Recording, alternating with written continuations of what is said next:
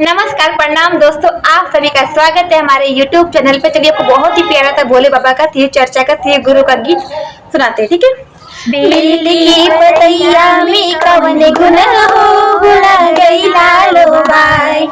बेल की पतैया में कवन गुण हो भुला गई लालो भाई।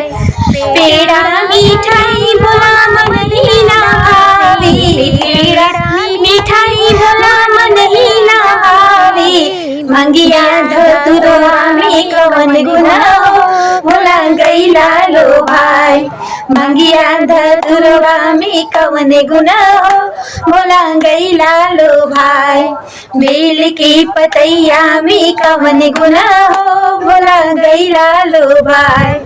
महल अटारी भुला मन ही ना भावे, महल अटारी भुला मन ही ना भावे। टूटही झोपड़िया में कवन गुण हो भुला गई लालो भाई। टूटही झोपड़िया में कवन गुण हो भुला गई लालो भाई। बेल की पतैया में कवन गुण हो भुला गई लालो भाई। सखिया सहेली भोला मन ही ना भावे, सखिया सहेली भोला मन ही ना भावे। कार्तिक गणेश में कवन गुण हो भुला गई लालो भाई। कार्तिक गणेश में कवन गुण हो भुला गई लालो भाई। बेल की पतैया में कवन गुण हो भुला गई लालो भाई। ढोलक मजीरा भोला मन ही ना भावे, ढोलक मजीरा भोला मन ही ना भावे। त्रिशूल डमरुआ में कवन गुण हो भुला गई लालो भाई।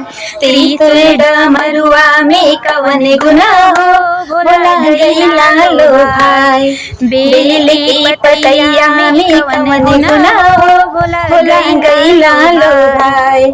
यमुना की पानी भोला मन ही ना भावे, यमुना की पानी भोला मन ही ना भावे। गंगा की पानी में कवन गुण हो भुला गई लालो भाई। गंगा की पानी में कवन गुण हो भुला गई लालो भाई। बेल की पतैया में कवन गुण हो भुला गई लालो भाई।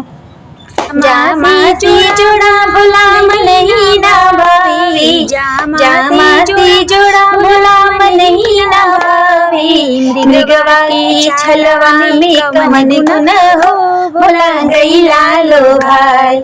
मृगवा की छाला में कवन गुण हो भुला गई लालो भाई। बेल की पतैया में कवन गुण हो भुला गई लालो भाई। हाथी और घोड़ा भोला मन ही ना भावे, हाथी और घोड़ा भोला मन ही ना भावे। बेल की सवारी में कवन गुण हो भुला गई लालो भाई। बेल की सवारी में कवन गुण हो भुला गई लालो भाई। बेल की पतैया में कवन गुण हो भुला गई लालो भाई। तो कैसा लगा हमारा गाना? अच्छा लगे तो प्लीज लाइक कीजिएगा, सब्सक्राइब कीजिएगा और शेयर कीजिएगा। Bye by.